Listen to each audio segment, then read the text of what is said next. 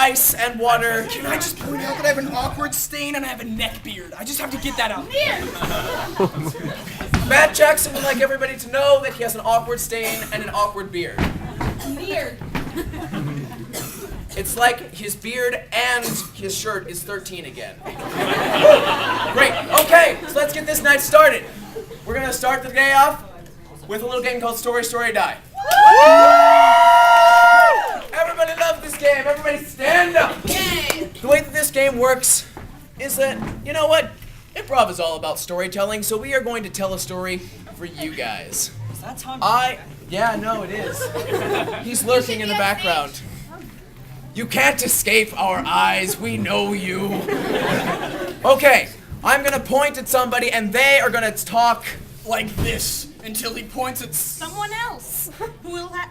To continue what they're saying, unless they mess up, which we were going to get to. And then we say, Story! and we slay them and send them back to the shame chairs. The shame chairs. All right, there are a couple of different ways that they could die. One, like Dane, they could say incoherent babble. That's not a story, that's incoherent babble, and that's not okay. You guys deserve better. Am I right? Yeah! Good, excellent. Another way that they could do it is say Julia could be starting. No, we're not doing that one. You could be starting a word. I'm starting where like. And then David could fail to continue it. It would be terrible. It would be an awful compound word, and then David would die. It's great. Also, if they're just looking off into space like Julia was doing, dead. Totally dead.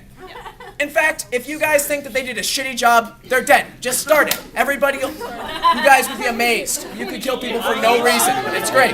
Okay, so, from this section of the audience, could I have the title of a book that has never been written? Flaming Dingoes. Flaming Dingoes. All right.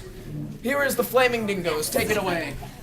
Once upon a time, there was a Meneng Dengo. He went on his big journey across the Western United States. There he found some incredible Australian wallabies And put them into a Sack where he carried them around all day. The flamingos.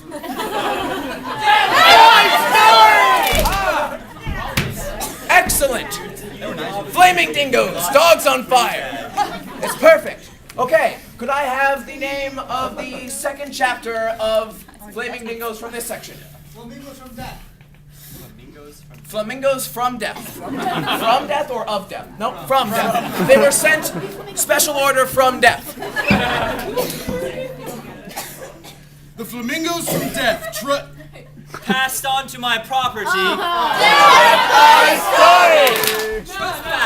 Trespass is what you say. That was gonna be such a good trespass. I know! Oh, it's so sad. The tailor fucked it up so we couldn't hear what happened.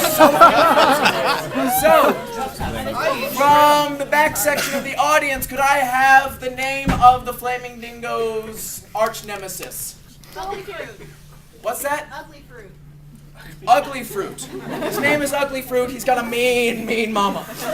Okay.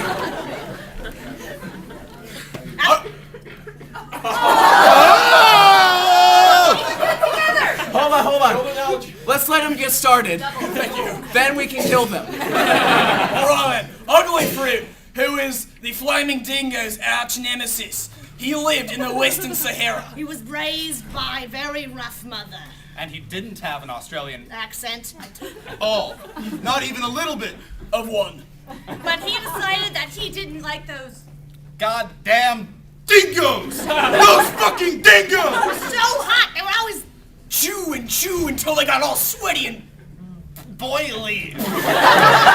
Because if they chew on too many things. They would just, Die! and that would be terrible. because they'd have Big flip! Mean dingo baby. coming out of all kinds of orifices. To which point there would be an other fart. Death by story or suicide, whatever. Okay, so we've got Bad Fruit, the Dingoes, and could I have from the middle section here, the location of their final showdown. Cave. Pennsylvania. Paris. What was that? Cave. A cave! They fought in a cave!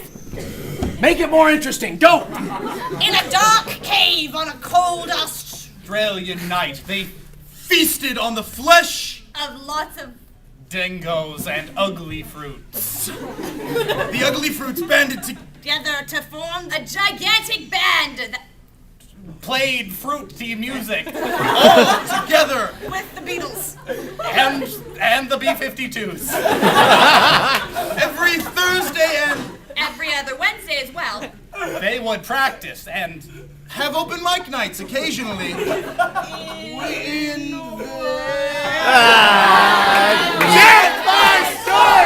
Aha, they have been slain. And now, for the real climax of the story, sudden death. That's right, cry. I like it. Good, good. Okay, so, could I have the name of the Flaming Dingo's love interest from this, like, row? Right Dr. here. Kaleidoscope. Dr. Kaleidoscope. Kaleidoscope. I like it. With so many colors and Shapes around them they would glide into each other with such force that would place their hands on each other without, feeling anything. cause they would Dance the magic dance of life and joy. and set This magical time would end in coitus. was Really awesome most of the time. Other times he couldn't get it up. because he had to Pee a lot and would just shit himself. So what they would do instead is look for babies and catch them. Death by story!